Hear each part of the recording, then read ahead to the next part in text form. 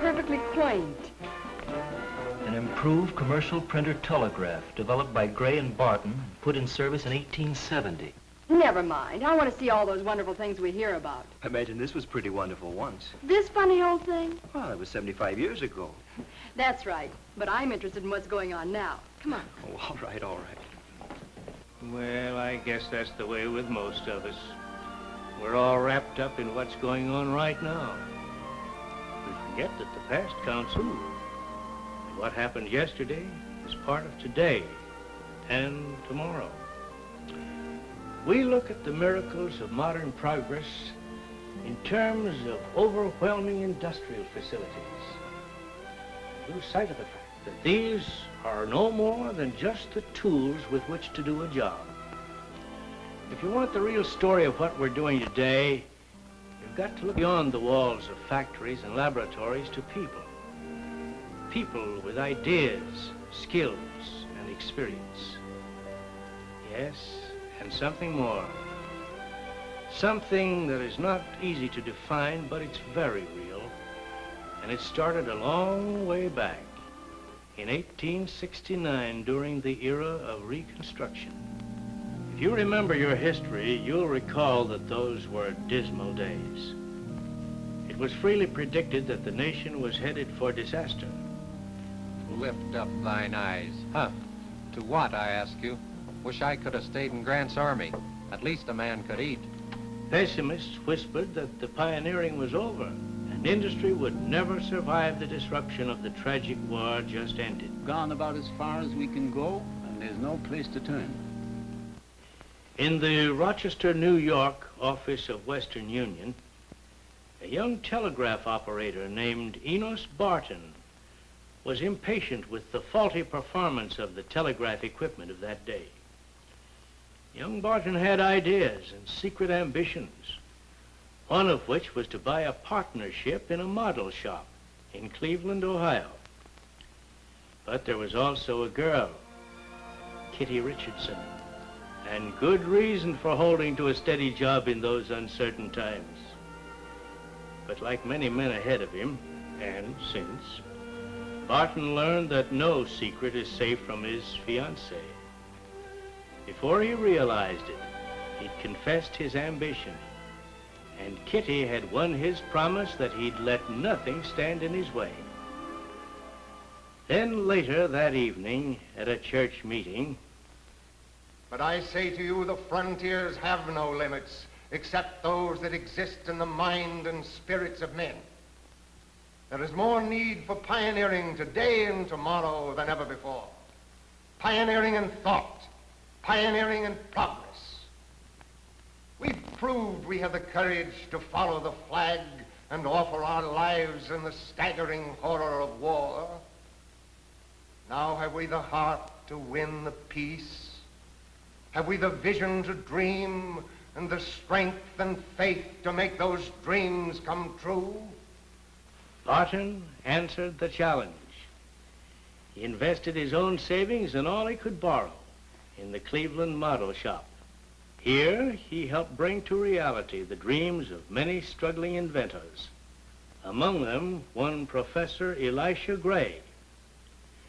But while Barton was always willing to pour his ingenuity and sweat into promising ideas, his vision and enthusiasm were not always shared by his practical-minded partner.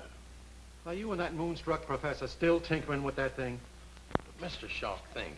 A printer telegraph that really works. Never has so far. I'll stick to the real business of this shop, repairing machinery. If you've got time to waste on fellas like this Gray, well, then there's another crackpot inventor waiting out front. Want to see him, too? Of course. Who is it? I don't know, some young fella named Edison. Yes, it was Thomas A. Edison. But in those days, he was just another telegraph operator with ideas, looking for help with a working model. But when he heard of Professor Gray's latest development, Edison put aside his own project. Would you like to see it? Might I? Would it be all right? Of course. We were just about to try it out. And frankly, I'm a little curious to see whether it works.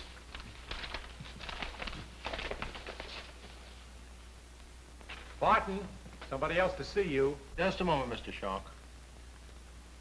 Ready when you are. As soon as I connect it up. That kind of nonsense goes on all the time. You have some invention, too? No, it's a personal matter. I'll wait till he's disengaged. You're likely to wait a long time. Why don't you bust right in? I'll wait. All right, Professor Gray, we're ready now.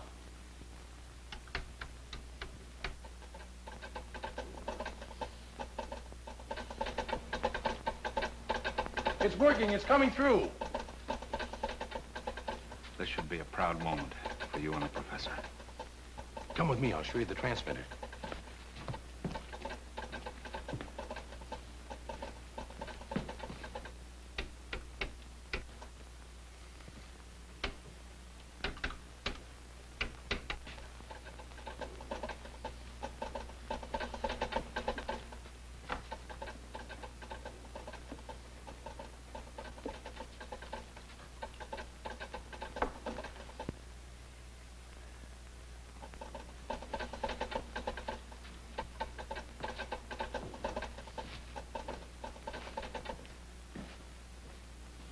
Well, gentlemen, you've been very kind, but you have another visitor. Oh, that's right. Excuse me.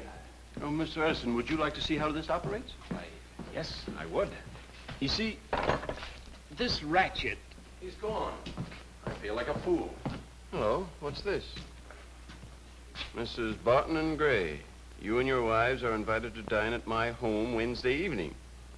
Signed, A.S. Very gracious of him, I'm sure, but who's A.S.?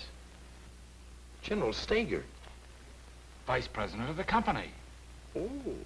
Before that dinner was finished, General Stager had decided to join with the professor and young Barton to form a company whose principal assets were imagination and courage and faith. A year later, the firm of Gray and Barton was operating in Chicago.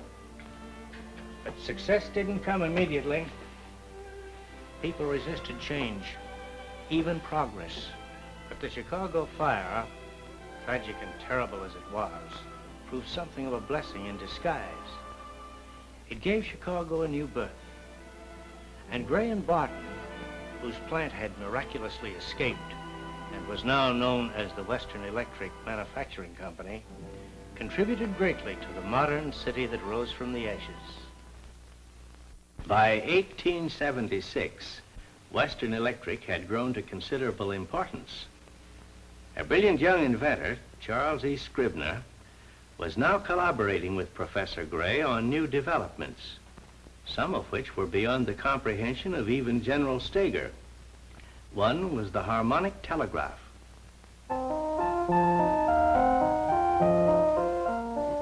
No better than any music box. General Stager, if we can reproduce the human voice in song, why can't we transmit speech? Instantaneous conversation over a wire. You can do that? Not yet, but Professor Gray believes he now has the answer to how to do it. Talking over a wire? Barton, this is important. It must be protected. Professor Gray was in Washington at the patent office last month, and he's there again today doing just that very thing. In fact, he should be there at this moment. Well, why didn't you take care of it long ago? Perhaps we, like yourself, were a little slow to recognize its full implication.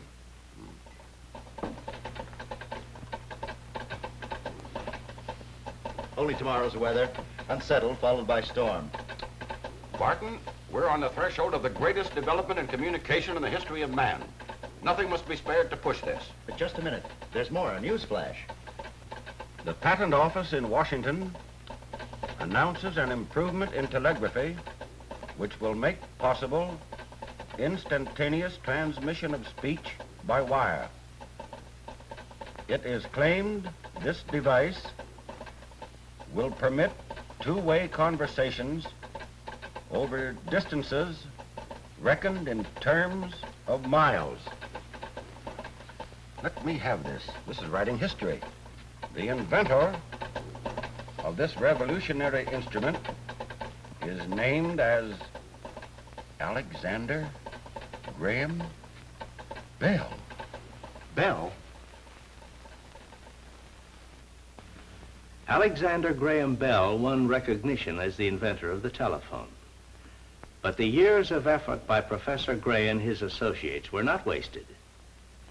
As the telephone displaced the printer telegraph, the men of Western Electric focused their energies on the broader future. One of these was F.R. Wells, formerly Mr. Barton's secretary, now his assistant. Then, one day in 1881, in the executive offices of the Western Electric Company. Well, you've tried them both. Which is better? Why, this one by far. You can hear more distinctly, and it's a better job in every way. Yet actually, they're both Bell instruments, made according to Bell's designs. The only difference is the one that you prefer was made by Western Electric. What's that thing? Just sort of an idea for a quick make and break connector? Nothing really important. Well, this is important. How long will it take you to disconnect it and pack it up? An hour or less? Do so then.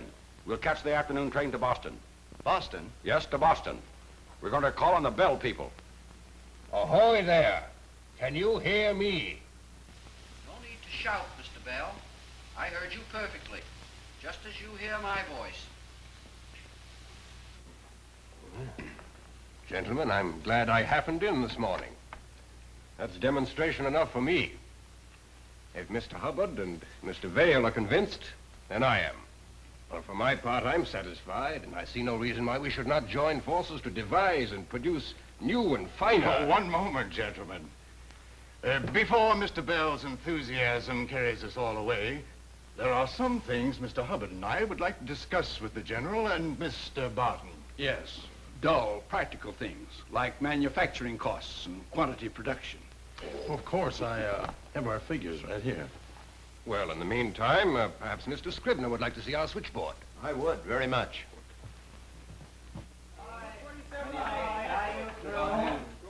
Rather impressive, isn't it? At least that. How many telephones have been installed? Few over 900.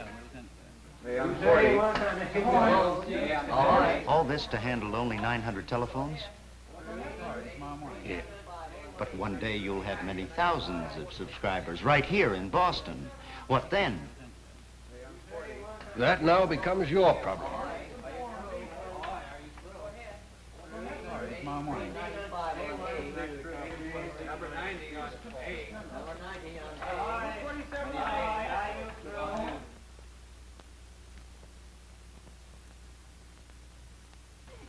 It's very impressive, Mr. Thayer, but what is it? Now, this is a new switchboard for the Bell people. It replaces a whole series of boards. Yes, and it can be operated by one man. The entire thing right from where he sits. Oh, More important, it can handle calls just as fast as they come in. really? Let me show you. It's really no trick at all.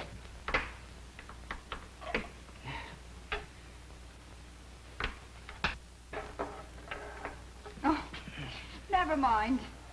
This fumbling could be quite serious. It means mistakes, wrong numbers, delays. Maybe this board is too compact. Nothing of the kind. It's simply that your fingers aren't educated to this sort of thing. Let me try.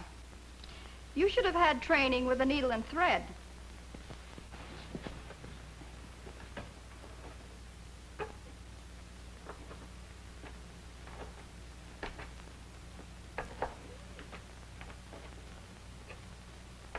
There. Just as you said. No trick at all. It's amazing. Nonsense. Any woman could do as well. Any woman? Of course. Is that such a blow to masculine superiority? Any woman? I wonder.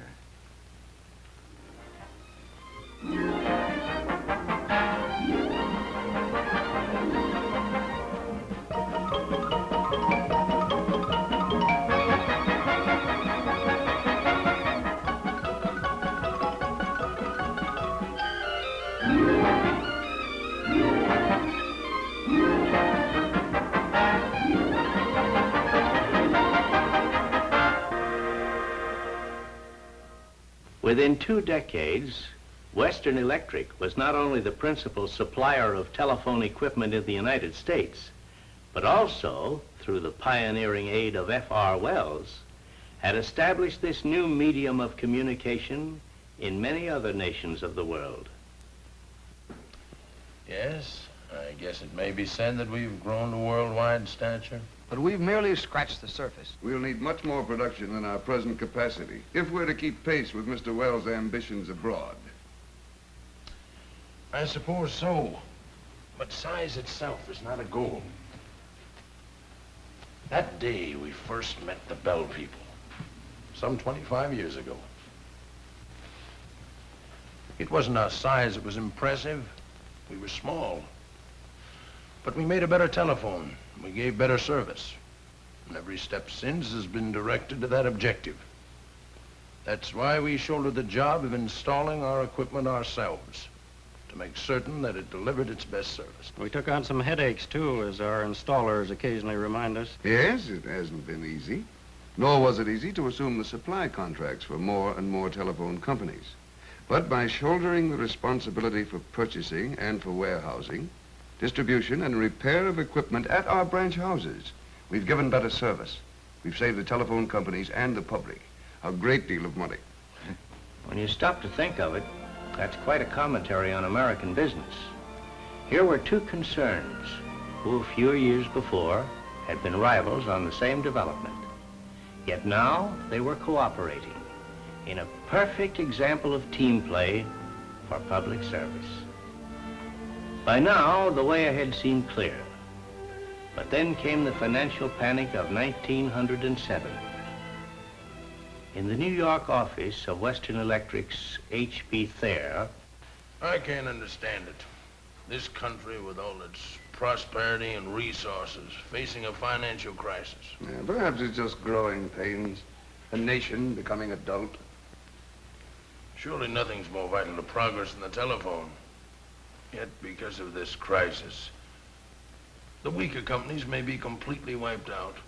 Whole sections of the country may be without service. Well, it's such a long-range operation to invest millions today to be paid back in nickels and dimes over the years ahead. In these times, long-range vision isn't the best collateral. Banks can't foreclose a mortgage on social progress. But there must be someone. There is. That is for Western Electric to pledge itself to support those companies. And that, of course, involves a risk. Perhaps a very grave risk, but, well, that's the way it has to be. The telephone companies must not be killed off. Mr. Barton, we know how you feel. So we're taking that gamble. Now we stand or fall with the telephone companies. You did the right thing. we've come a long way since those days. And every milepost along the way, every achievement has been further proof that the frontiers of progress have no limit. Each new development, each step forward merely serves to broaden the horizon of future opportunity. By 1917, plane-to-ground and plane-to-plane communication had become an accomplished fact and paced the way for modern skyway traffic. By 1922, the Western Electric system of radio broadcasting was in operation. And in almost no time, we learned to expect the finest of the world's entertainment delivered to our living rooms. 1926, silent movies came to life. Is filled with joy. I'm coming home again to greet you. You're the reason why. By 1927, radio telephone spanned the Atlantic with regular commercial service. Nobody called it a miracle. It was taken for granted. In their crude and cluttered workshop, Gray and Barton had pioneered the hard way. But through the years came progress in the ways of progress. Cooperative research, steered into definite channels of scientific exploration, replaced the hit or miss methods of chance discovery, speeding the advance of all civilization. The modest plant which first bore the name of Western Electric grew to a great industrial organization, with manufacturing plants each employing tens of thousands. And still other thousands, skilled installation men, complete the process of manufacture in central offices all across the nation. And in 29 of the principal cities of the country, distributing headquarters were established, linking the nation together in a vast network of supply. A giant production and service institution designed and geared to the performance of a single job, supplying the needs of the Bell system, that set the tempo of American business, that speeded the output of the greatest producer nation on earth, that carried the casual conversation of social and community life, or a mother's frightened voice in the middle of the night. That was our peacetime job, the job on which we of Western Electric had concentrated with a single purpose for 3 generations. And then, overnight, we were at war, a war we were not prepared to fight. Still fresh and bitter are the memories of those days, the frightful race against time as we trained civilians to be fighting men, the desperate demands for fighting equipment. We Western Electric men and women remember who were in it from the start. Our first assignment was communication, maintaining the nerve system of the arsenal of democracy. Communication, directing the battle of production, carrying the endless tactics of turning out ships and planes and tanks and guns. Communications, translating headquarters strategy into battle action on a dozen hard-pressed fronts. That was our first assignment, and one that we could swing into immediate performance. But there were other assignments, far more important. Top priority in secrecy and urgency, secret weapons of almost incalculable complexity and ingenuity, electronic brains for the advanced technocracy of modern war, instruments and devices so new that they existed only on paper or as an idea and a prayer. That became our most vital job, a job so vast and intricate our enemies thought it couldn't be done. A job we didn't know we could do until we did it. Through months, while Americans fought a desperate rearguard action, our production facilities had to be transformed. Whole sections of factories, which for a generation had specialized on one job alone, were cleared of existing facilities and changed over to new and totally strange production procedures. Even under the flaming lash of war emergency, it was a slow process. But it was accomplished, and our fighting forces began their offensive. Now, please understand, we at home don't pretend to be heroes.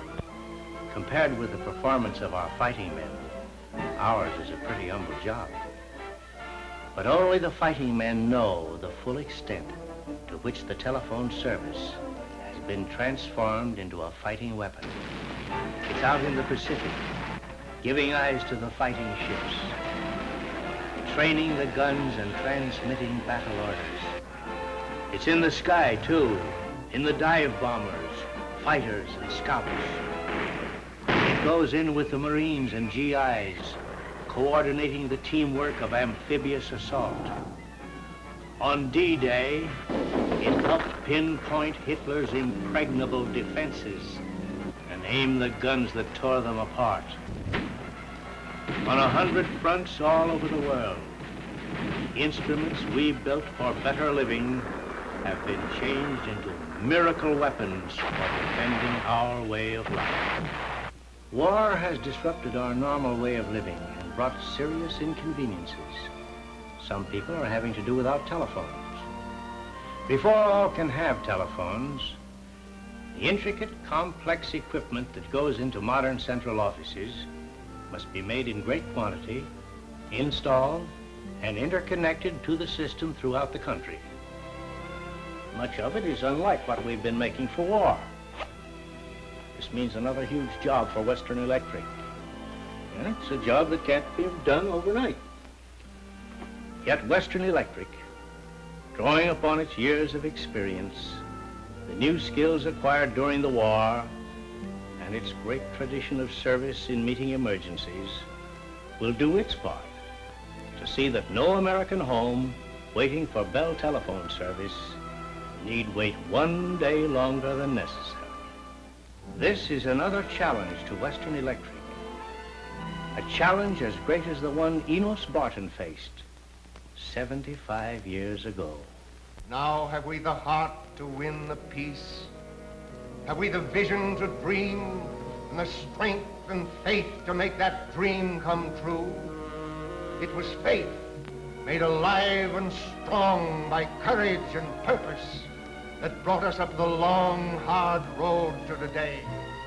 And under God shall carry us through to a greater and brighter tomorrow.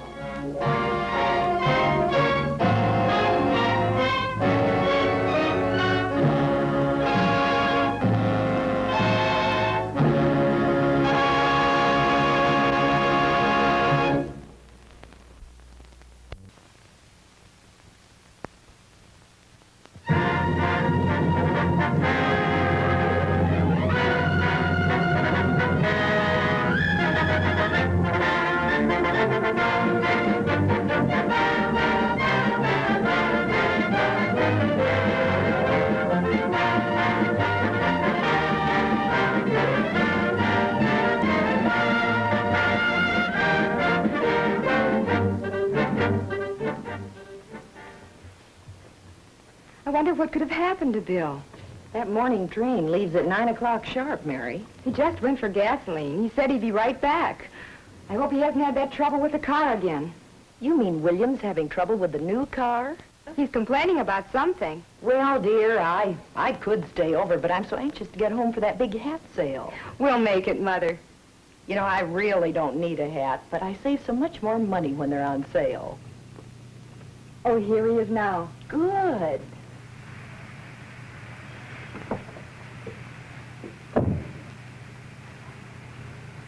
Don't forget your scarf. It's still damp and nippy this morning. You'd think my last day here would be nice. All week it's been like this.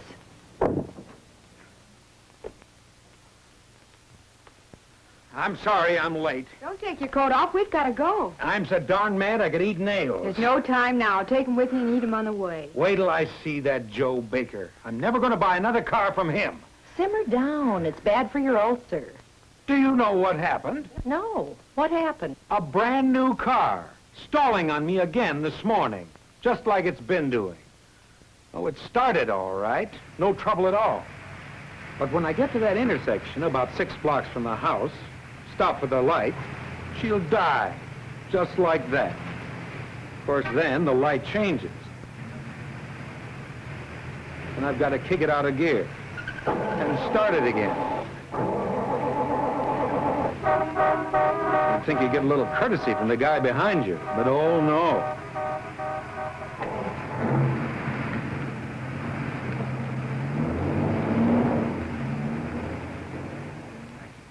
This morning, it was the same story.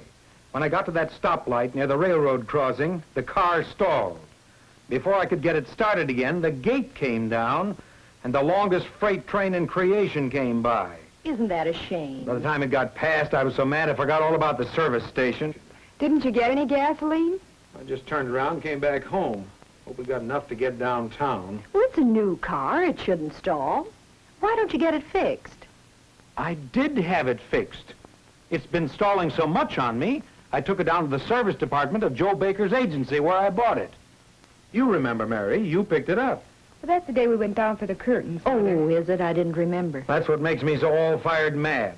They were supposed to adjust the carburetor, clean the strainer, and check the timing. Oh, boy, does everybody have this much trouble? Ed next door has trouble with his. Cars shouldn't stall, especially in weather like this. Not even freezing. Well, let's go. What's the matter? Let's get going. We've got a train to catch. Not my train, William. It left 3 minutes ago. Isn't that too bad? You missed your hat sale. Oh, I'm sorry. It's all Joe Baker's fault. I think I'll go down and see him right now. William, I think I know what's the matter with your automobile. It stalls. That's what's the matter with it. Don't you want to know why? You don't know anything about cars. Oh, you men always making every little thing seem so mysterious. At least you could listen. All right now, you girls, please. I'm just not in the mood to be kidded right now. They never grow up, do they? I do know what's making you have trouble with your car, William. Shall I tell you? When I get back. I'll be back for lunch about, Bill, What? Mother asked you a question. All right. What makes the car stall? I'm not so sure I want to tell you now. Oh, me. Will you buy me a new hat if I'm right? She missed a hat sale because of you, Bill. Let me have your coat, Mother. It's not my fault. All right, anything. A new hat, and what's more, I'll eat my tie to boot. Now, Mother, what makes the car stall? Ice cubes in the carburetor. Thank you, Mother. It's a very good thing to know. I'm going downtown now. Remember, William, a new hat. You know, I don't think he believes me.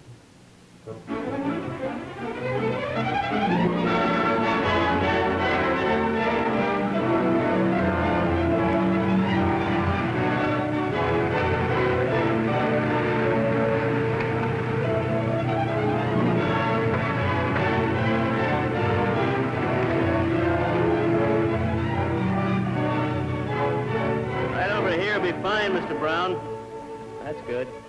What seems to be the trouble? You tell me. I thought you fixed this car. Mr. Brown, we did everything we could. Well, you didn't do a very good job of it. I want to see Joe Baker. He's in the office, Mr. Brown. You better come along with me. I want to get to the bottom of this.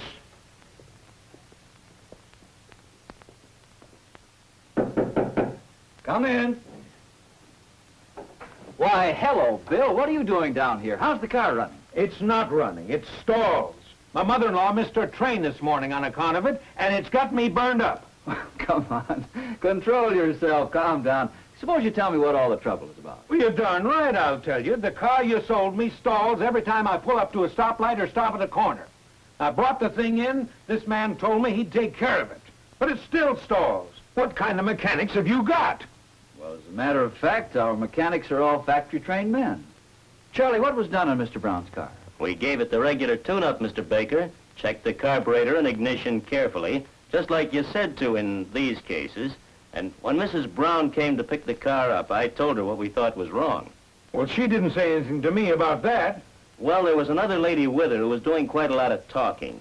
And I wouldn't swear for sure that Mrs. Brown remembered everything I said. You don't suppose your wife forgot to tell you, do you, Bill? Oh, she wouldn't do that, Joe. She's got a memory like an elephant. You say you told her, you did. Anyhow, how about telling me? Well, actually, Bill, as Charlie probably told Mrs. Brown, there's not much we can do. What do you mean? You sold me the car. The guarantee is still good. Well, I didn't mean it that way. No, the rest is up to you, if we're right. Now, let's get the facts straight. Let's sit down and talk it over. If you say the car stalls... At every stop. At every stop? All day long? Well, no. Not every stop, I suppose. But there's a stoplight about 6 blocks from my house that I almost never get past. And the next 2 signals are sure to make me stall. This is in the morning? That's right. How about at night when you come home? Oh, yeah. Sometimes at night it does happen. On the other hand, to be honest, it doesn't happen every morning. Only seems to happen when I'm in a hurry. Well, it's cold in the morning, too, Bill, you know. Well, that's why these cars have an automatic choke. Well, granted, but they... And what's more, my wife took the car out a couple of mornings. She didn't have any trouble at all. Well, where did she drive to? Well, I don't know. Up to the lake, over to her sister's. Mm-hmm. What does that mean? Well, I think you have the same trouble a lot of us have. It's just not your car or your make of car. It's a common problem. Well, what is it? Ice in the carburetor. Ice in the carburetor? Oh, just a minute. Don't you hand me that nonsense. Or have you been talking to my mother-in-law? Charlie, will you get me a carburetor out of the parts department, please? There's one just like on Mr. Brown's car. Okay. Bill, take your coat off. I'd like to show you something. You know, as a matter of fact, ice in the carburetor is a pretty frequent thing 3/4 of the year in this part of the country. Oh, wait a minute. I'm no chemist, but I know that gasoline doesn't freeze. You're right. But gasoline does vaporize in the carburetor and acts as a refrigerant. It does what? Acts as a refrigerant. Just like your freezer at home. Like my water cooler over here and keeping the water cold. Thanks a lot, Charlie. You see, in a refrigerator, there is a liquid which easily turns into gas or vapor. In process, it absorbs heat and keeps everything around it cold. And that's what happens in my carburetor? Oh, quit trying to pull my leg, will you? No, I'm not fooling. Here, let me show you something. Here is an ordinary can of insect spray. You've used these things, haven't you? Now you're trying to tell me I've got bugs in my carburetor? Well, not the kind you mean. Let me show you something. Inside this can is a liquid. You can hear it. Now, you know that when we press this button, a fine spray comes out, right? Right. Now, I'm going to spray my desk thermometer like this. Now, just like a refrigerant, the liquid in this can expands into a vapor. This action actually cools, as you can see by the falling thermometer. Now I'm going to really convince you. Bill, do you want to open up that window over there and I'll get some water?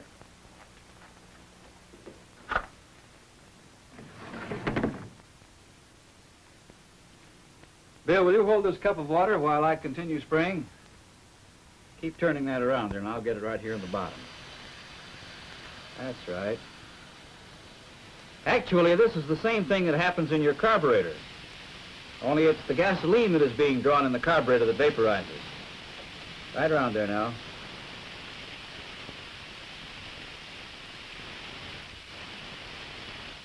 There, that ought to be about enough. Now let's see what's in the bottom of the cup. Well, what do you know? A piece of ice. Well, you shouldn't be so surprised. That's exactly what happens in your refrigerator. And the same thing that happens in your carburetor when it ices up. So far, so good. But I don't burn insect spray in my car. How do I know that gasoline acts the same way? You certainly are hard to convince. Say, Charlie, will you bring in the atomizer and put some gasoline in it? And don't forget the fire extinguisher, just in case. Okay, sure. Well, what are you going to do now? Take a look at my outside thermometer. What does it say? It reads 42. All right. Watch the thermometer closely now, but stand back. Well, what do you know? When it comes to 32, sing out. 36, 34, 32, 28, 26. And it'll go down even more. All right, Joe. I'll go along with you up to a point. You've convinced me that a rapidly expanding gas will freeze water. But where does the water come from? After all, my car runs on gasoline, and there's no water in the gas I buy. You're right, Bill. The water that forms ice in your carburetor does not come from your gasoline. Well, where does the water come from then? When did you have your last cold drink? Last night, before I went to bed. Did you notice how after the bottle stood in the air for a couple of minutes, moisture collected on it? Sure, it always does. Where did that moisture come from? Out of the air. It condenses out of the air. Oh, I see what you're getting at. Now, let me see if I have this straight. The gasoline that vaporizes in my carburetor cools the air so much that the moisture in the air condenses out of it and turns to ice. Exactly. And now let's take a look at a carburetor when that happens. Okay. It's heavy. Put away my homework. Here's one, just like the one in your car. When your car is running at full speed, these butterfly valves, which are the throttles, are open, allowing plenty of air-fuel mixture to get down to the engine. When you take your foot off the accelerator, the valves nearly close, like this, and the engine idles. They're still open a little. That's right. They let just a little air through. But now, when the vaporizing gasoline chills the air in the carburetor parts, moisture condenses out of the air and ice collects, especially on the face of the valves. Then, when you pull up to stop, you take your foot off the accelerator, the valves close.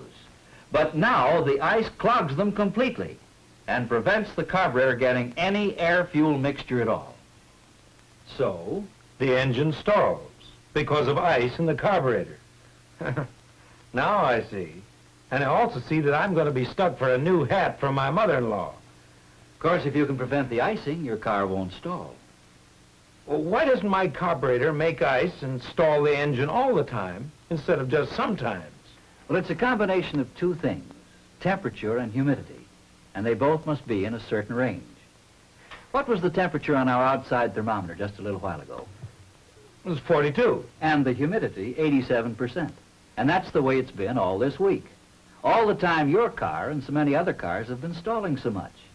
It's been cold, but not too cold, as well as plenty damp. The perfect combination of temperature and humidity for carburetor icing conditions. Now it's beginning to make sense. Let me tell it to you in a different way. With the kind of weather we've been having, if it's damp or foggy, when it's chilly, when the dew is on the grass in the morning, or the frost is on the windshield, we're liable to have carburetor icing conditions. It can be as warm as 55 degrees, or as cold as 28 degrees, and your carburetor will ice. Under 28 degrees, there isn't enough moisture in the air. And these conditions can exist 9 months out of the year. Actually, Mr. Brown, people have carburetor icing trouble during a crucial period that begins about 5 minutes after the engine is started and ends some 10 minutes later. You see, it takes about 5 minutes for the carburetor icing to occur and to foul up your carburetor, and another 10 minutes or so before the engine gets warm enough to prevent the ice from forming. Obviously, Bill, if you don't have occasion for idling your car during this crucial period, you're liable not to have any stalling at all. Well, that's probably why Mary didn't have any trouble when she drove up to the lake. The car warmed up thoroughly before she had to stop anywhere. So that explains it. The other day, we checked your fuel system to make sure there wasn't anything else the matter, Mr. Brown, and then I tried to explain briefly to your wife the same thing that Mr. Baker told you just now. But the other lady kept... That's quite all right. I understand. Joe, I don't remember ever having this trouble before. Well, on your other car, you had a manual shift. When your car started to stall, you yourself raced the engine to keep it from stalling. Can't do that with the automatic transmission or the car will creep. So we've got to find another solution. Well, what do you think I'm doing here? What is the answer? Come in. Hello, Ed. Say, I'm glad to see you. Come on in. This may be the answer to your problem, Bill. Ed Taylor, neighbor of yours, isn't he? Well, sure is. Right next door. How are things going, Ed? Oh, fine, Bill. Say, how do you like that new car of yours? Oh, she's a beautiful job, Bill. I just came in to pick her up after the 5,000-mile service. Drives like a dream. Hasn't stalled in weeks. You mean that it did stall and it doesn't anymore? That's right, Bill. I find that the best of carburetors will ice when the conditions are right for it. Well, for the love of Mike, tell me, what did you do about it? I just tried that new anti-stalling gasoline. Anti-stalling gasoline? That's the ticket, Bill. Frank Schweitzer has some of it down the street. You better give it a try. Say, I just wanted to thank you for rushing my car through for me, Joe. Well, I better hurry now. We're off to the lake country at noon. So long. So long, Ed. So long, Ed. Hey, what do you know? Say, how about that? What is this anti-stalling gasoline? Well, I'll tell you what I know about it. Some of my customers, like Ed, have tried out the anti-stalling gasoline. Seems to have licked their problem. I hope you're right. It cost me a new hat, but I hope you're right.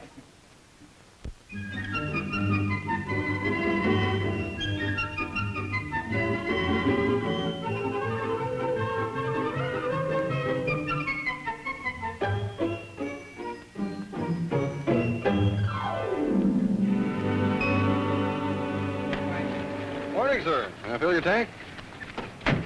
Sure. It's almost empty, too.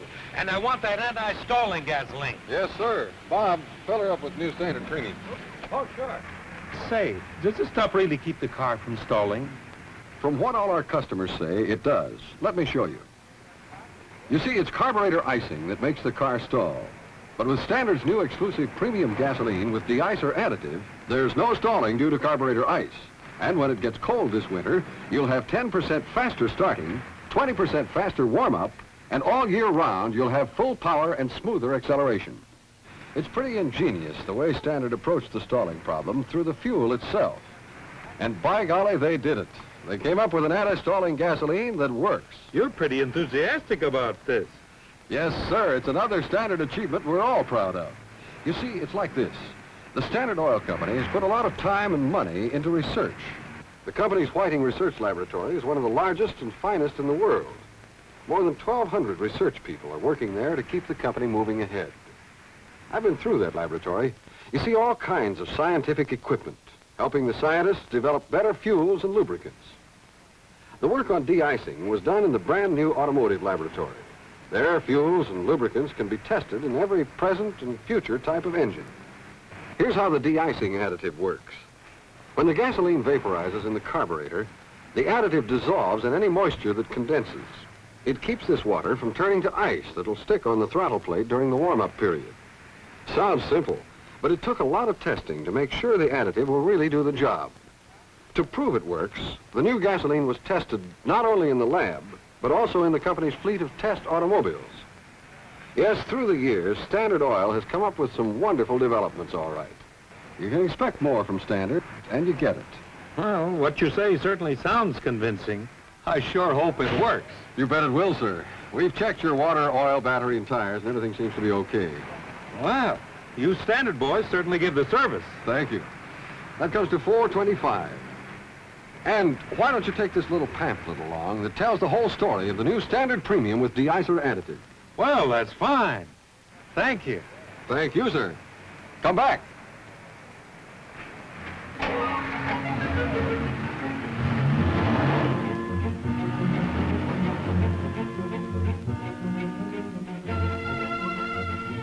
I don't know why we have to get up so early on Sunday morning. Because I want to try the new anti-stalling gasoline under the same conditions as when I had trouble. If you say so. Hurry back. We'll have your breakfast all ready for you, William.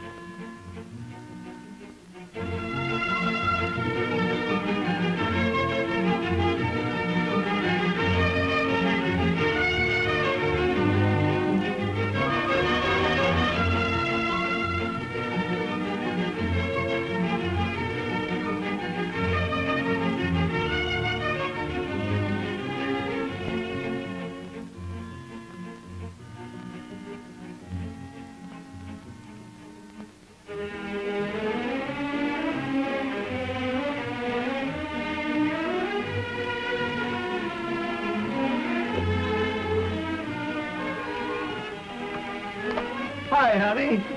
It works. That new anti-stalling gasoline really works. I drove down Elm like always, then stopped at the corner, then at the highway, and for 3 more lights just to make sure. And it didn't stall once. Well, that's wonderful, Bill. It certainly is. Let's hurry up and eat before everything gets cold. All right. It's all ready. Everyone's happy about that I test. bet you were. Uh-huh. Here, Mother, let me. Fine, thank you. You bet. You really don't have to come with me tomorrow, Bill. A merchandise certificate will do very nicely. What are you talking about? My new hat. Wasn't I right about the ice cubes in the carburetor? By golly, you were on the right track. Well, I'll keep my part of the bargain. Say, how did you happen to know about this anyway? Well, George complained about our car all last winter, and I just thought it might be the same. Well, I guess I owe you a hat, Mother. Oh, what's for breakfast? Don't be impatient, Bill. It's all ready. Here you are. Scrambled eggs and kippered herring, my favorite dish.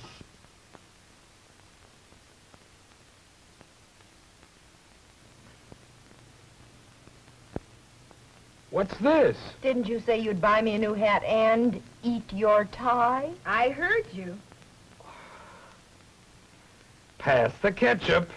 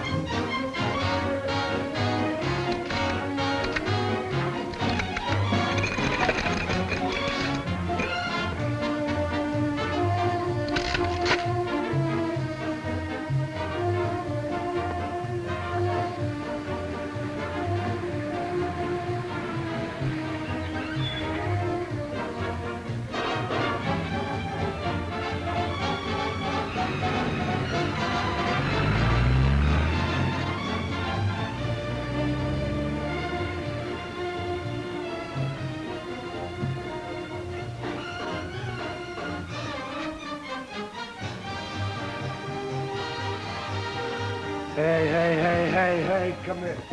Oh.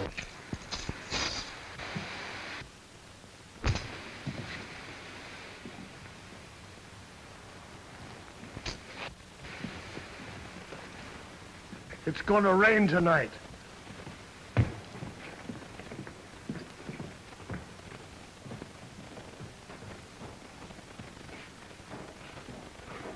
Hi, Elmer.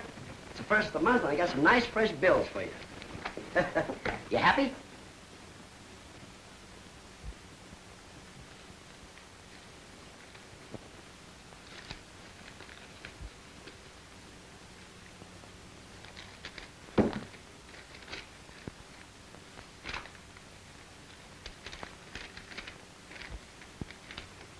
Hank! Hank!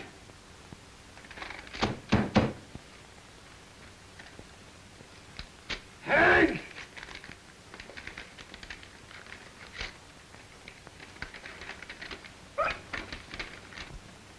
Hank! Hank! Hank! Did you put in those smaller light bulbs like I told you to? Some. But on the air tower, they were too dim. What do you mean, too dim? Out in the pumps. I couldn't see. And after I lost a dust cap off a motor oil bottle, I put back the bigger ones. Well, take them out again. The way we burn light around here, you'd think I was a stockholder in the light company. And about those coveralls, how many pair of those have you worn this month? I don't know. You don't know? Well, I'll tell you. 4. 4, that's too many. And about those paper towels, you've been filling those containers. I told you to only put in 2 after each customer. But sometimes we get busy, and the customers get sore when there ain't any. Say, who are you working for, me or the customer? Hey, look. Hello, Mr. Brown. You don't want me to fill her up, do you? No, 10 red crown. 10 red crowns. 10. Come on, you heard him, stupid. 10 red crown. Oh. Tires look pretty bad. You need some new ones. Guess you're right there. See, I got a swell bargain today. Wait a minute. Look at this. Look at this. There's nothing finer than Annapolis. This yours? Yes, that's a top. Stupid lost it last night. It'll cost you just $27.80. The mechanic found that in my crankcase. And here's your bill. I couldn't help it. You can't see with these small lights. That'll just about take care of 2 tires. Won't it? The customer is always right. 1, 2, 3, 4, 5, 6, 7, 8, 9, 10.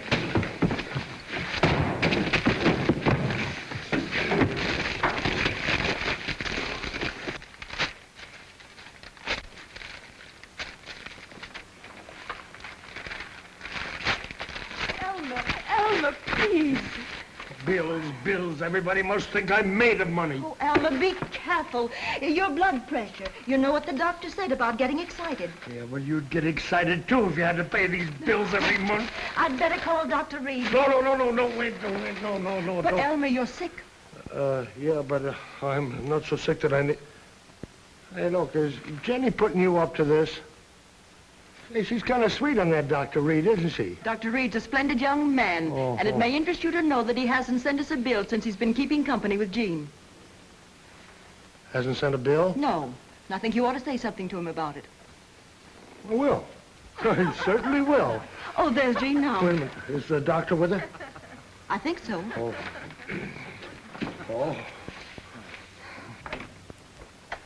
Oh, Ma. Hello, dear. Good evening, Dr. Reed. Come in. Good evening, Miss McPherson. I'd like to, but it's getting a little late. Oh, it's no such thing. Bart's got a major operation first thing in the morning, Mother. Papa wanted to see him.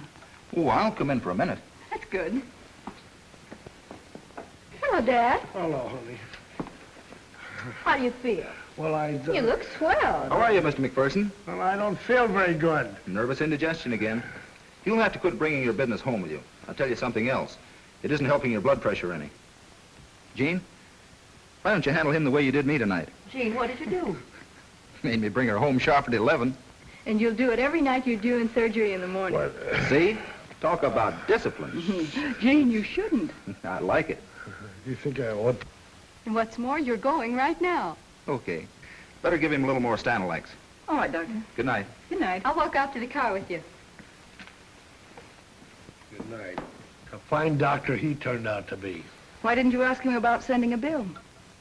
Oh, I'm sorry. I forgot all about it. I got so much on my mind. Elmer, I wish you'd stop worrying so much. It makes me worry. Well, I'm sorry. I'm sorry, hon. I don't want to make you worry.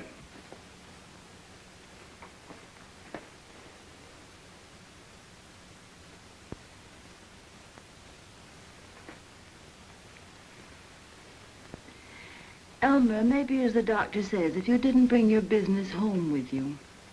Mm-hmm. Elmer, promise you'll try not to. Mm-hmm.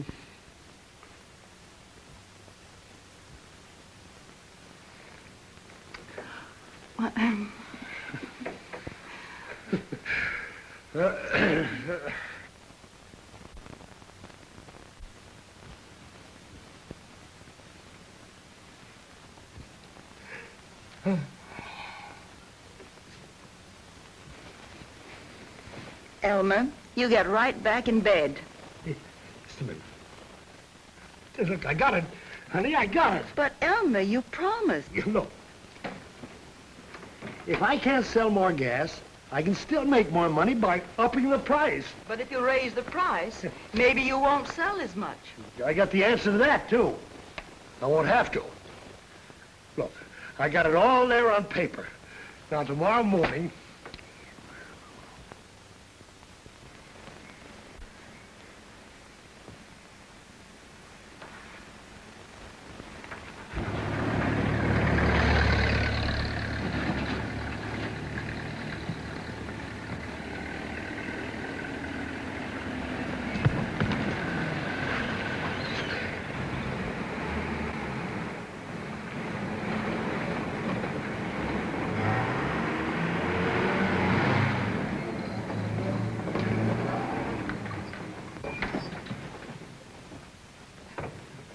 Hello. Hello. Are you on their credit cards? Sure. All right, check my oil.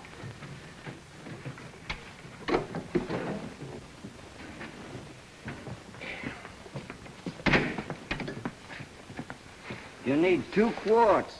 So low? No, so thin. Well, I guess you better change it. Come on, you heard him, Stu. Change the oil. Come on. What's the matter? Are you going far? Well, I gotta go home. Oh, you'll never make it. No? What's the matter? Well, look at those tires. Say, I've got a swell bargain on some tires today. Look at this. Look at that. That's a necklace. No finer tires made. Well, I'll take his wrapper off. Let's see it. 2 new tires.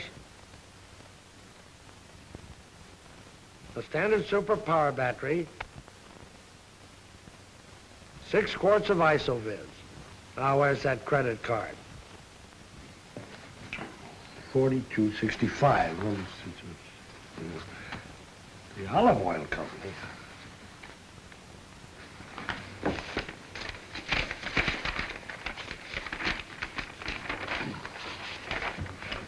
Olive oil, no olive oil, olive oil, no olive oil, no olive oil, olive oil.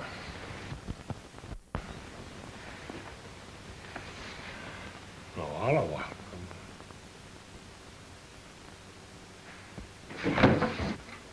Say, boss, there's another service station going up. A what?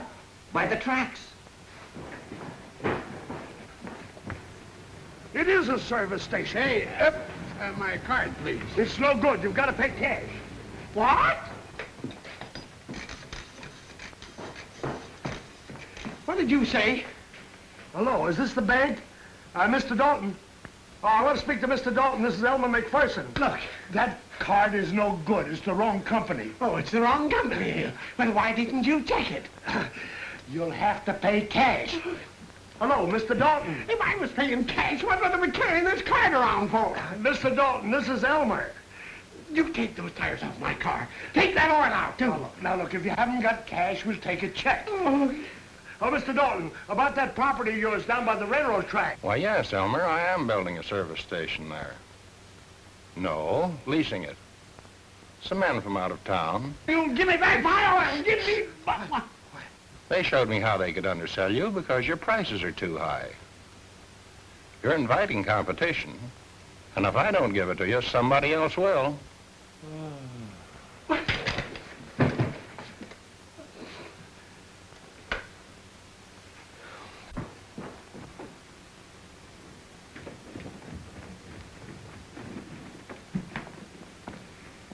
How is he, Doctor?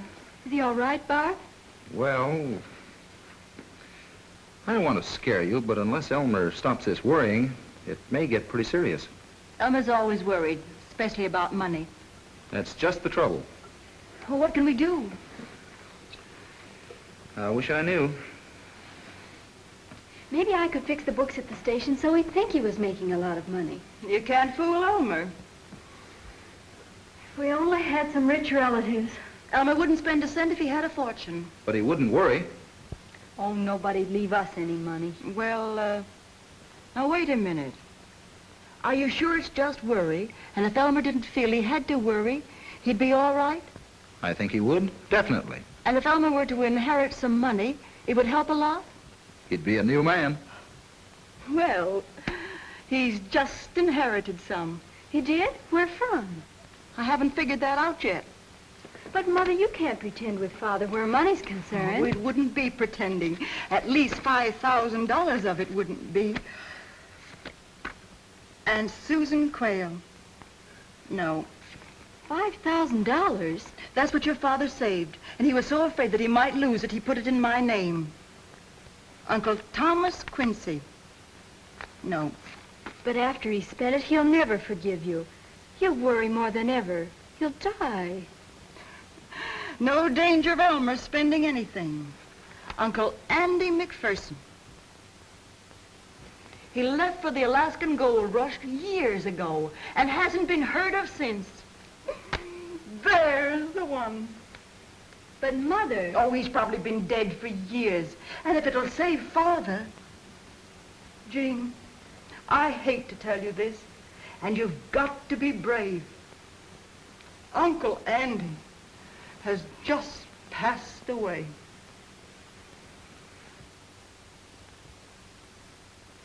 And I, Andrew McPherson, make my beloved nephew, Elmer McPherson, the sole heir to my entire estate. Did you hear that? Uncle Andy made me his beloved nephew, the sole heir to his entire estate. Oh, poor Andy. There, Elmer. Don't take it so hard. Oh, but he was one of the finest men that ever lived. If he were only here and alive, so that he could live with us. What did he do when the lawyer told him? Well, he took it pretty hard. I didn't know he was so fond of Uncle Andy. And he didn't suspect anything? Not a thing. All he thought about was Andy. Where's Father now? He said he wanted to be alone. So I went shopping. I got that electric toaster. I wanted one for 10 years. And dimity curtains. You know, like Mrs. Schultz has. Do you think it'll work? It's working already.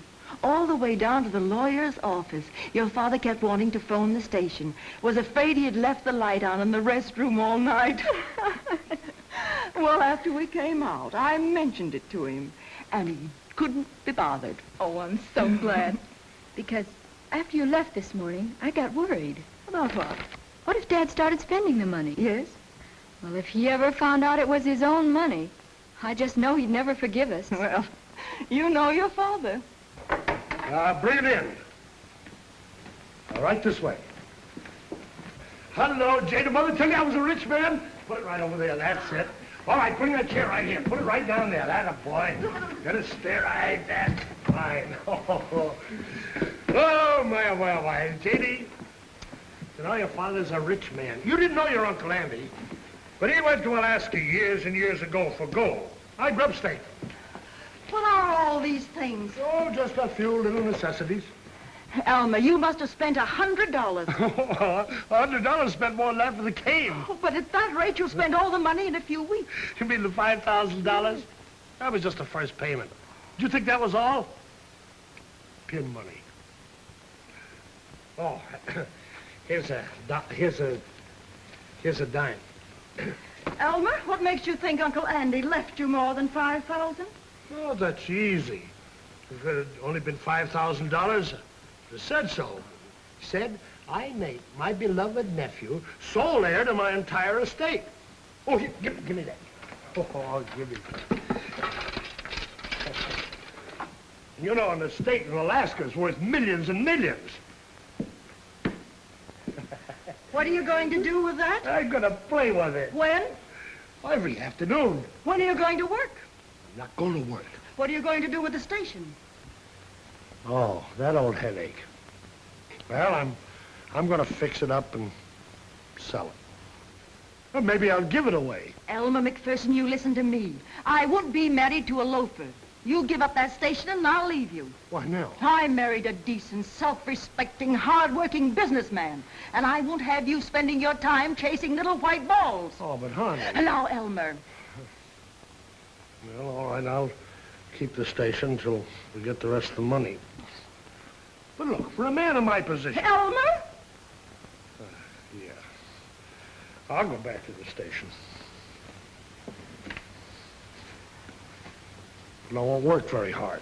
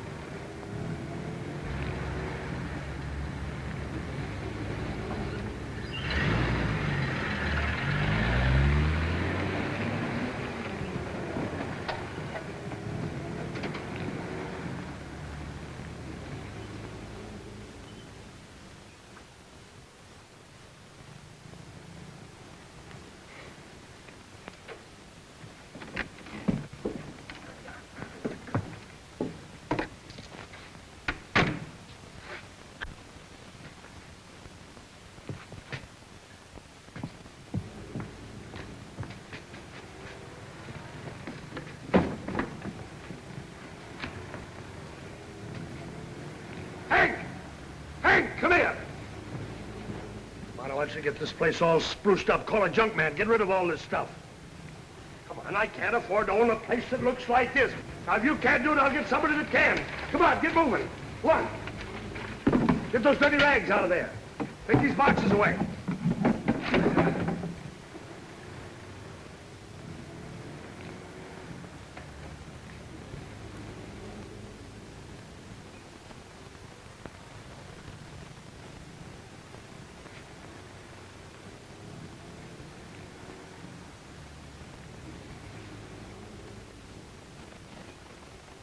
It's pretty good.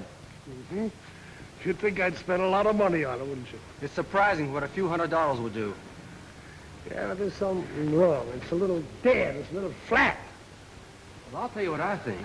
I got the idea from Mr. Brown. What did he say? Well, he kids me every time he drives in for gas. And he says one of these nights somebody will drive right over the pump island. They can't see it. It's those small bulbs. Brown said that, huh?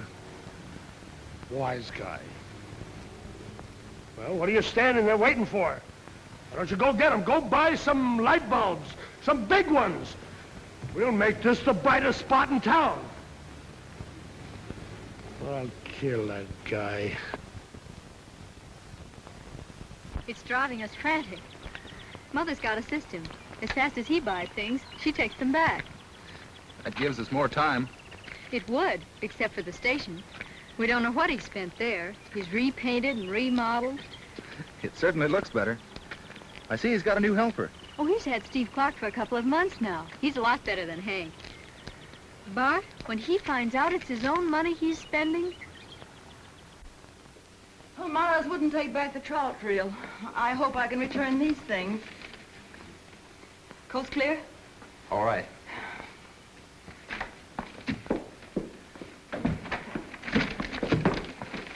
What's the matter? It's Uncle Andy.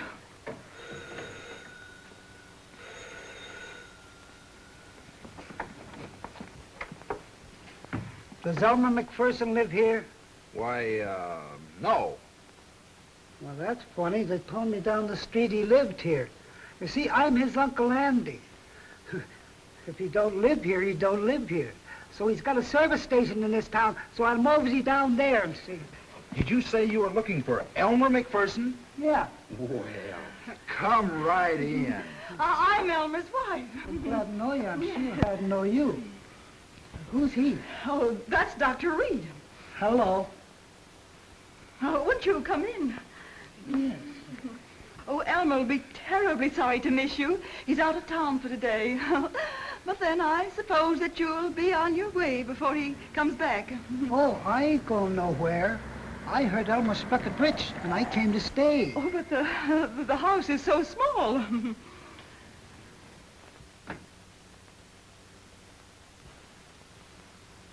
Don't move.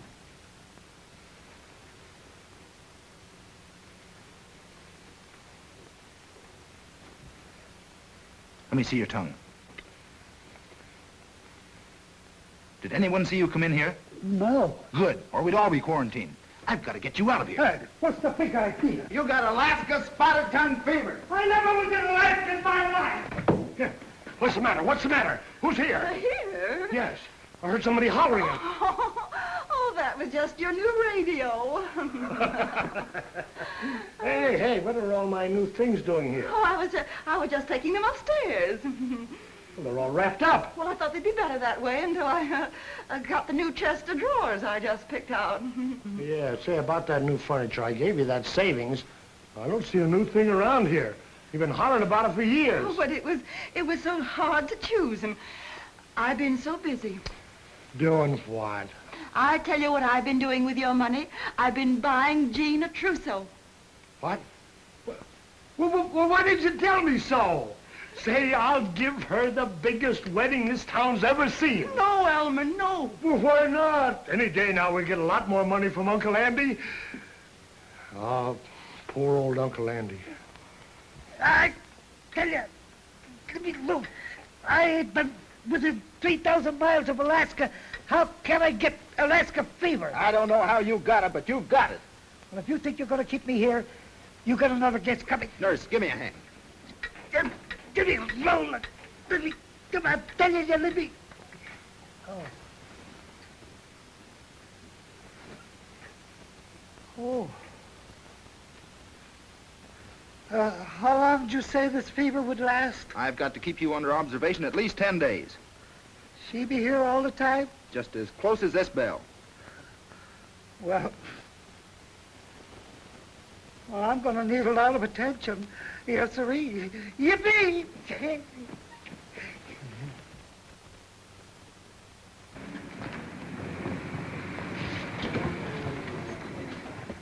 How do you do, Mr. Smith? What did your tank hold today?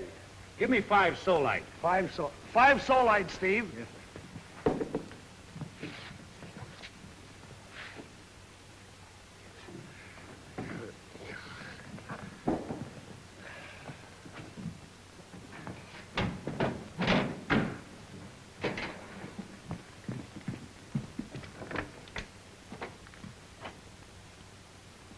Go on, dear. The place is a mess. 95 cents, please. Thank you. You've done a nice job remodeling this place, Elmer. Yes, sir. Well, we want you to feel at home. Then why don't you clean up your restroom?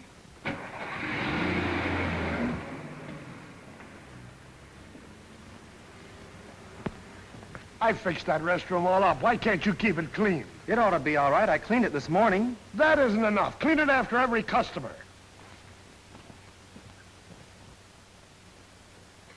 If the hospital ever finds out about Uncle Andy, I'll be in a terrible fix.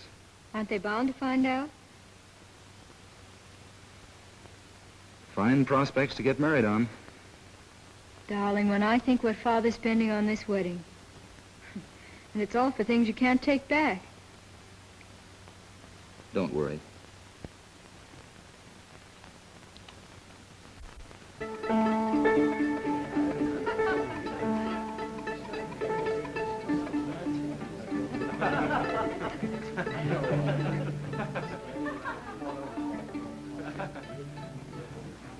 I don't see how he thinks of all those ways to spend money.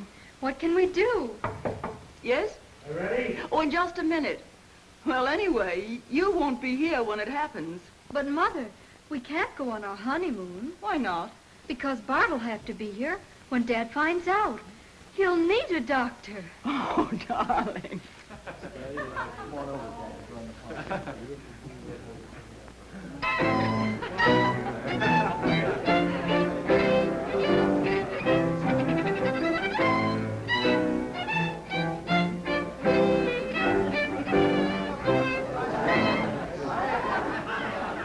There he is. There he is. Here, let him go, let him go. Unhand him.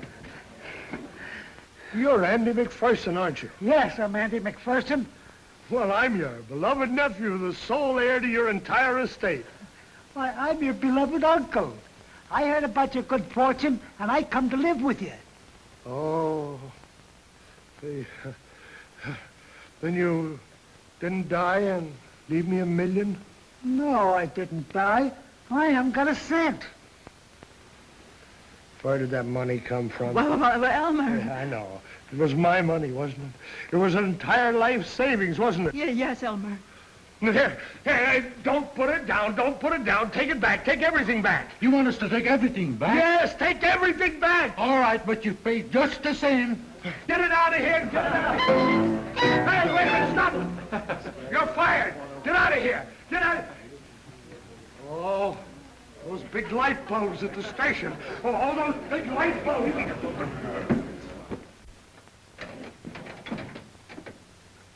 The battery's okay, thank you. Won't you come in again? You bet I will.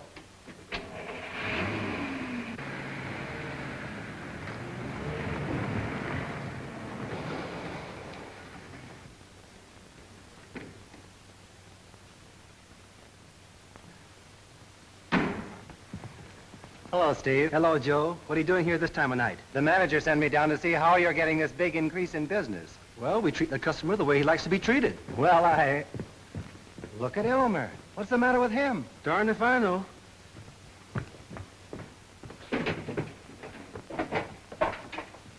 What's the matter? It's all over. I'm ruined. Here, take these towels. And we're going to take all those large light bulbs out. Congratulations, Elmer. You've been doing a swell job here. What? Steve's been telling me how you got your big increase in gallonage. Steve told you? You knew what you were doing. Well... It's the biggest season you ever had. You've sold more gasoline, motor oil, tires, batteries, and accessories than you ever did before. Yeah, Here's your check for your quantity discount on motor oil. And here's your check for your bonus on tires. Gosh. Steve, that's yours. This one. Thanks. That's what I've always said, Steve. You've got to treat the customers at the station just like you do the folks at home. Home. Oh, home. Oh, gosh.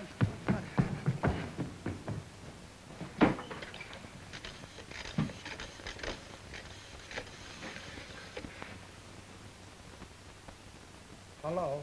Nell, this is Elmer. I'm sorry. All right, start the music. I'll be right home.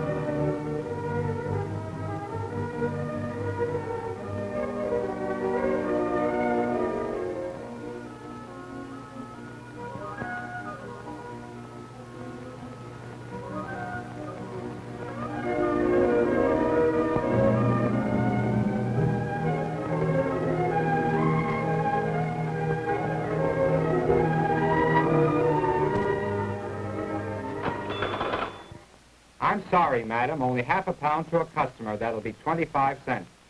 But couldn't you? I'm sorry. It's share and share alike. We do have a fine margin at only 24 cents a pound. Oh, margarine. Those price controls.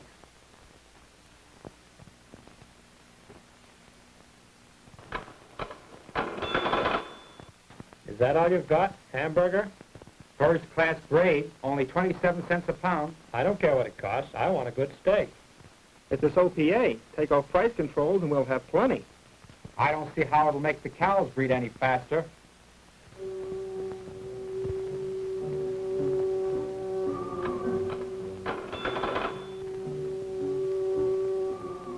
Tom Gray had his groceries for the weekend, but he hadn't found everything he wanted. Tom was a puzzled man. The war had caused shortages, he knew that. But after all these months of peace, things ought to be better. Maybe it was these price controls. Newspapers blamed the OPA. Not only one paper, or two, but practically all of them.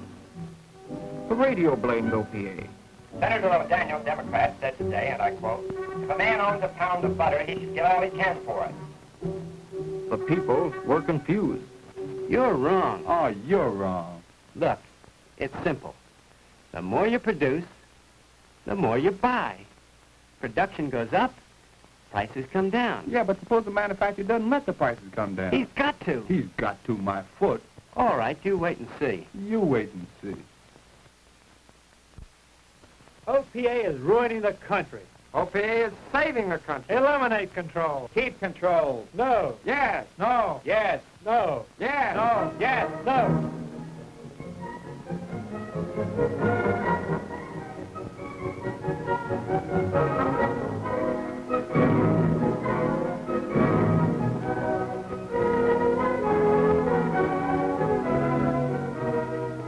Poor Tom, trying to escape from it all. Yes, sir. Our business leaders are not afraid to call a spade a spade. Listen, if OPA is permanently discontinued, the production of goods will mount rapidly, and through free competition, prices will quickly adjust themselves to levels that consumers are willing to pay. Fool, just plain fool. My dear boy, they know what they are talking about. They are the men who run industry. Oh, they're just a bunch of shorts. Listen, just listen to this. The members of the National Association of Manufacturers have no intention of rocking the inflation boat, now or at any other time. Oh, no, none at all. Just take off controls, that's all. Why, brother, they'll skin us alive. Young man, you sound just like a Red. These are the men that know what they're talking about.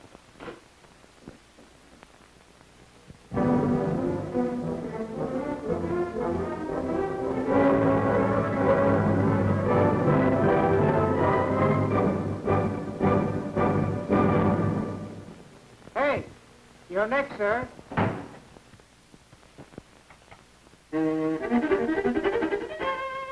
I got it. Where's that brother-in-law of mine? I don't know. He should have been here half an hour ago. It's all right, sis. It's time for dinner. I'll play for him later. All right. There's no doubt about it. Those fellows know what they're talking about. Hello, dear. Where have you been? Pete's been waiting for you. Oh, Pete, listen to this. Members of the National Association of Manufacturers have no... pack of loaves. But look here, Pete. They show you right here. You knock off price controls and you increase production and lower prices. It makes sense. It's bunk, Tom. Hello, Steve. But listen, Pete, these are the men that can make promises. Yeah, and break them. Okay, sweetie, let's go home. But remember, Tom, they're just giving you double talk.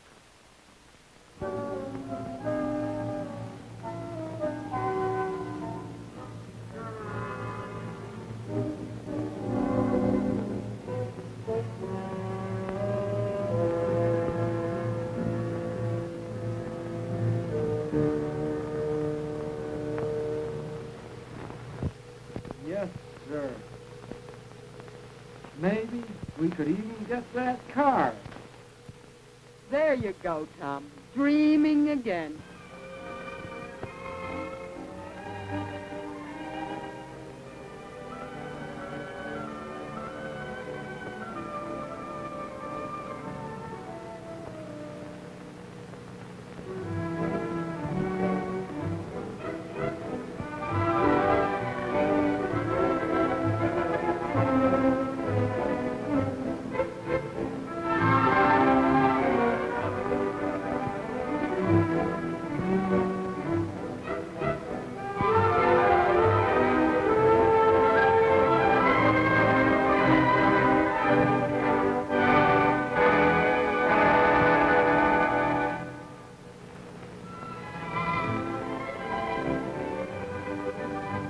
With promises and lies, big business won a Republican Congress. The Truman administration promptly fell into line. Together, they raced to scrap price controls. Big business ran America right into an orgy of profiteering.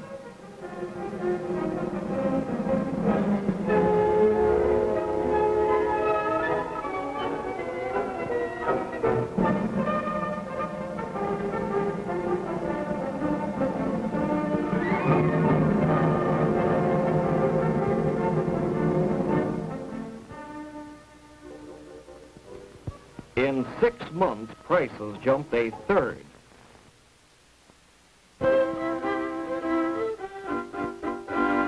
Look. $5 for this. It costs more every day. We need a raise. We need low prices. She's right, Pete. I'd rather have low prices than a raise. Me too. But what chance have we got of low prices or getting price controls? With this Congress, none at all. Well, we need a decent Congress, all right. You said it. But that's at least a year away. And in the meantime, what do? Sit on our hands? Why, it's getting worse every week. And you know it. That's true, Tom. I don't care what you say. If wages go up, prices go up. It's a vicious circle. It's economics. Nuts. It's company propaganda. Look, you come to the Union Hall tonight. Now, Pete, don't start that business again. Come on, we're giving a movie tonight on that wages and prices business. Supposed to be good. Why don't you, Tom? It sounds interesting. Okay.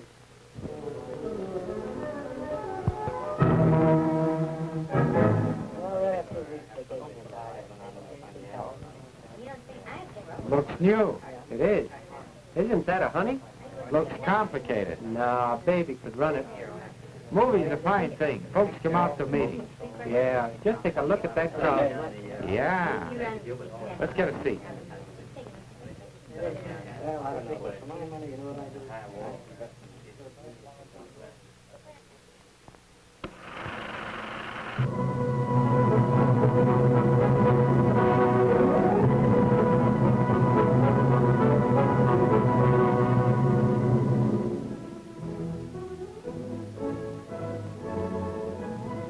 Today, people are being squeezed out of food, clothing, necessities because of rising prices. Just think back to 1939 and prices at that time. A broadcloth shirt, 88 cents. A pair of shoes, $1.95. And as for food, butter, 31 cents a pound. Chuck roast, 15 cents. Then prices started upward as big business took advantage of the war. Uncle Sam established the OPA and cracked down. In 1946, controls were removed. Prices shot up. In 18 months, they went up as much as in the whole previous 7 years. These prices mean big trouble to families, as shown by experts from the University of California, the Heller Committee, who prepared a minimum budget for a family of 4. Its standards are not very high. For example, father gets 1 overcoat every 6 years, 3 work shirts a year. For mother, 2 house dresses a year, food for a week, 9 loaves of bread, less than 2 dozen eggs, 1.5 pounds of butter and oleo, milk, a little over 2 quarts a day. This modest budget cost about $75 a week in January 1948. The administration considered even this budget too optimistic, so the Bureau of Labor Statistics estimated a more realistic one, a little less of everything. For vacation and savings, practically nothing. This super modest budget averaged $65 in January 1948, while at the same time, manufacturing wages were around $51 a week. It's a simple, sober fact that most people cannot live on their pay because of high prices and inflation. What's the reason for inflation? Not high prices, according to the National Association of Manufacturers, who say inexpensive ads. Inflation comes when the flow of money into the market is greater than the flow of goods. The NAM says that production and incomes, or goods and money, are the controlling factors in prices. If there are more goods than dollars, prices go down.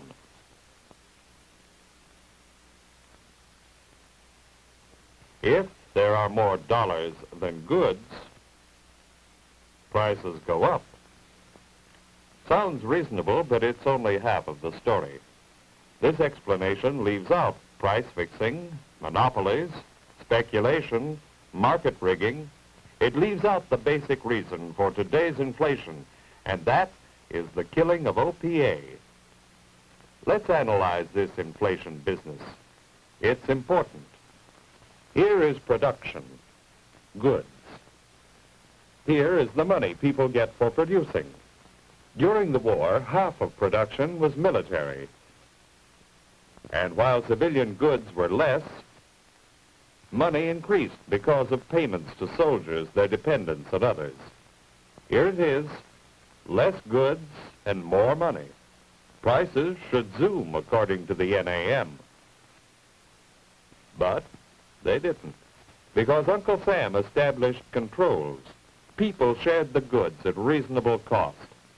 The money which wasn't spent went into savings. This is the picture during the war. The war ended. Army goods went back to civilians. There was less money because overtime was cut. Therefore, money and goods were more in balance. There was less reason for inflation. With OPA continuing, savings would have gone for washing machines, houses, automobiles, and refrigerators. For many years to come, we would have had prosperity, a sound, stable prosperity. Instead, government-controlled prices were replaced by business-controlled profits. Prices went up. Wages were used for food and clothing, but wages weren't enough. Savings went for food and clothing. 10 billion savings in a year. Millions of GIs were promised this. They're getting this because of big business prices. The blow of inflation upon our economic security seems like an act of nature, but it actually is the result of acts by big business, and the people are beginning to discover who is responsible for inflation. To postpone this discovery, big business is putting up a barrage of propaganda, as dug out from official government sources. Excuse number one, the farmers are to blame. One of the principal causes for high prices is federal support of farm prices. The Department of Agriculture finds that of the increases in food prices in the last year, the bulk went to food trusts. And Senator Aiken of Vermont underlines the facts. It is my belief that a campaign against farmers is being indulged in to divert attention from the real profiteers in food and clothing, the speculators and commodity gamblers. Speculators. Men like Ed Pauley, oil operator, former Democratic committeeman. This man bought 500,000 bushels of wheat, oats, corn. He didn't finance farmers. He didn't sow the wheat. He didn't harvest it. He didn't distribute it. He didn't even eat it. He just sat on it until a hungry world paid his price. Mr. Pauly feels no moral guilt. He was quoted by the press as saying, I dealt in everything I could make a profit in the good old American way. What a patriot, growing rich out of people's hunger. Mr. Pauly isn't the only profiteer. Here is a government report on the profits of the food trusts. In the past year, profits increased by as much as 320%. No wonder prices are high. One of these companies, the A&P, was charged with violating the Sherman Antitrust Act.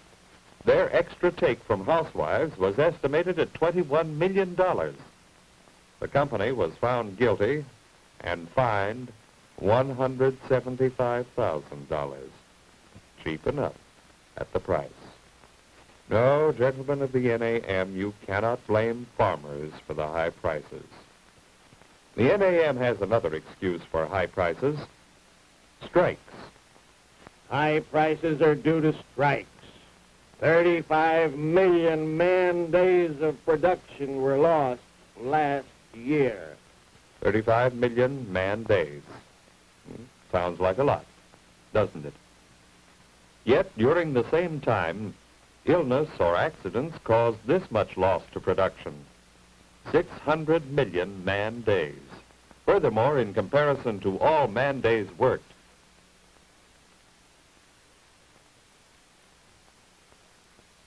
strike losses are practically nothing. To be exact, 1/3 of 1% of the total 9 billion.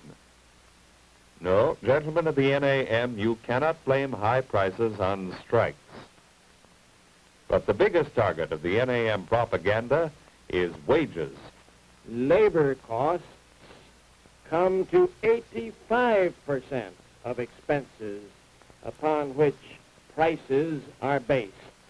So, naturally, if labor costs go up, prices go up. Simple arithmetic. Well, let's take a look at the miner for a concrete example. Miners average $65 a week for working underground, daily risking their lives, as in the Centralia disaster.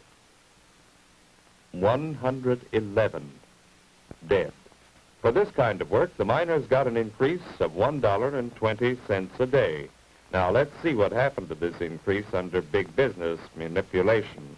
The cost of the increase for coal produced was 40 cents per ton. For these 3 tons, the coal companies increased their prices by $4.50. 3 tons of coal make 2 tons of steel. The steel companies increased their prices on 2 tons by as much as $20.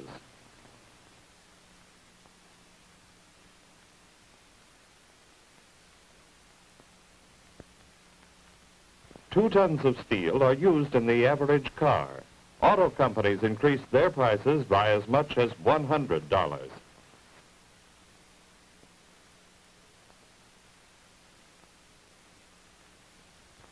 Big business doesn't know how to add. It only learned the multiplication table. No wonder prices go up. Wage increases have no relation to price increases. This is true throughout industry. Here are wage increases in typical industries. Practically all are less than 5% of the price increases.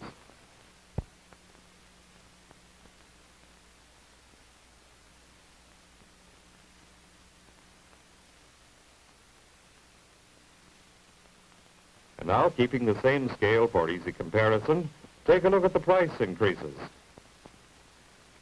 The facts are obvious. There is no relation between wages and prices, as economic experts have known for a long time. No, gentlemen of the NAM, wage increases are not responsible for price increases. Let's see what is responsible for high prices. Auto increased its prices more than steel, and steel more than coal. Why?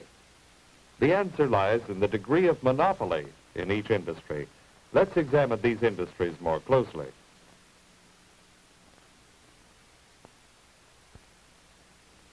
Take the three largest producers in each. In coal mining, the three largest companies produce only 7% of all coal. In steel, the largest three produce 60% of the total. In auto, the largest three produce 90% of all cars. In other words, the auto industry is controlled by a few companies. The coal industry is not. Coal mining is very competitive. Auto is monopolistic. As a result, they can and do charge more. They can and do make bigger profits. Take the profit level at 100 for 1946 and compare 1947. In coal mining, profits up 56%. In steel, up 84%. In auto, up 125%. These increases in profits are not unusual. Throughout all industries, profits are incredible.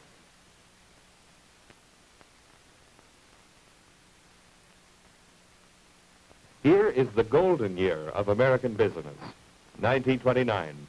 Now let's compare the last 5 years with 1929. The war years were very profitable. American manhood suffered 1 million casualties, but corporations averaged nearly $10 billion a year. Then in 1946, big business broke all profit records, and in 1947 the take was out of this world, $17 billion. In 2 years, corporations cleared $29.5 billion net. In 2 years, big business collected for themselves as much money as was collected by the entire federal government of the United States from taxpayers from the time of George Washington to that of Herbie Hoover, a total of 140 years. No wonder prices are up. These profits are so outrageous that big business is trying to minimize them through a huge campaign of ads and pamphlets. Typical is this pamphlet of the NAM, which is based on their latest propaganda trick, the argument of the sales dollar. To show up this phony argument, let's take Armour & Company as an example. According to the company figures, they make only a couple of pennies on each dollar of sales. Aside from these 2.5 cents, all of the dollar is going to pay for labor and plant and materials and supplies of all kinds connected with the job of giving you meat. Therefore, says Armour, they only make 2.6% profit, which is very low. Sounds reasonable, doesn't it? But it's phony. Most of this dollar is spent before Armour begins working, which is right here. This part of the dollar is paying for activities that have nothing to do with Armour or meat processing.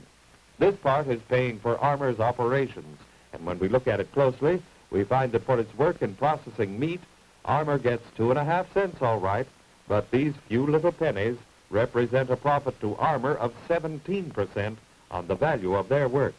And 17% for each Armour dollar is a very high rate of profit. But Armour isn't the only profiteer in this picture. Let's examine what goes on before processing. Here are the cattle that provide the meat for your table. Producing these cattle involves nearly the whole economy of the United States. Just to give an idea, it takes grain to feed the cattle. It takes tractors to plow the fields that raise the grain, and refineries to make gas for the tractors,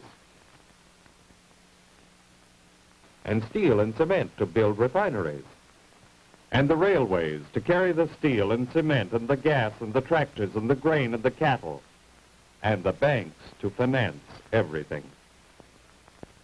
All during these activities, profits are being made, big profits, as big as Armour's, and that is why the price of meat is so high. The sales dollar argument hides all these profits. Profit must be figured on the basis of investment.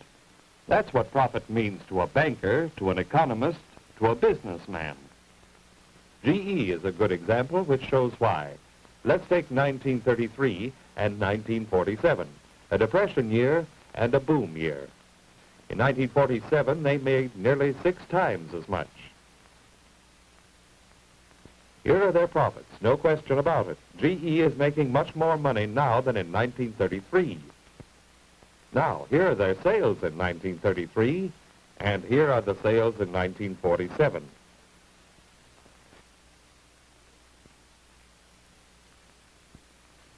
The sales dollar argument gives GE 10% profit in 1933, only 7% in 1947. In 1933, GE actually had a higher rate of profit. Maybe they ought to go back to the Depression. Silly, isn't it? Now take profits again and compare them to investments, as bankers do. It's a different picture. Profit rate in 1947 is 20%, practically 5 times above 1933. This makes sense. Very high volume of profits, a very high profit rate. Everybody's happy except the consumer. The unreasonable degree of profiteering is shown by the amount of money made on each worker. Here's the total of GE profits before taxes. Here are Westinghouse profits. And here are General Motors, a grand total of $742 million. These 3 corporations employ over 500,000 people, a total of 640,000 workers. For every worker, therefore, these companies make $20 a week profits, $20 a week on every worker every week. The average wage at this time was about $51. For every $5 in wages, the companies made $2 in profits. You would think these companies would be ashamed of themselves. But big business has no shame, for big business has no soul. It's out for profits, big profits, and cares nothing for people's needs. Profits which they make through controls, direct controls and indirect controls, but always real controls over the whole economy of the United States. We know the facts of this picture thanks to the investigations of the Roosevelt administration. 8 big business groups control over 30% of all the assets of the United States, the heart of the economy, said Wendell Burge, once head of the government's antitrust division. Of the 100 largest corporations in the United States, 44 are now defendants in antitrust suits. Because of their ability to manipulate, inflation is enriching the monopolies. It is hurting the people.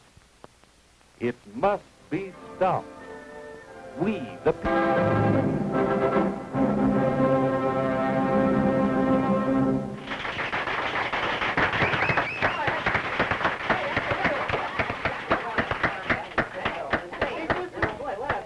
Easy to say, but hard to do. Reaction towers over our daily lives, seemingly all-powerful. Yet there is a mightier power, a power far greater than wealth, the power of people.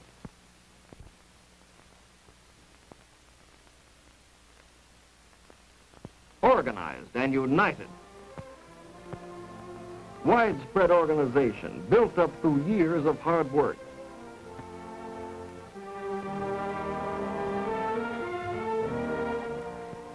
Giving the working man strength at the bargaining table, some voice in his pay envelope, a degree of economic security. This ability to organize and fight is rooted in our political freedom. Today, this freedom is in jeopardy. Reactionary representatives in Congress are fronting for corporations in their attack against labor, in their attack against the people through the Taft-Hartley Act, through the attacks on civil liberties, the jail sentences, the contempt charges, the deportation proceedings. These men must be replaced. We must act. We must vote. We must preserve our great democratic traditions by electing men whose first concern is the welfare of the people. We need such men, men of conviction, not puppets of military brass hats and Wall Street profiteers. We need leaders with a deep, abiding sense of democracy and decency. Today, only the political victory of progressive Americans can assure peace and prosperity for the nation. A happy life for ourselves and our children.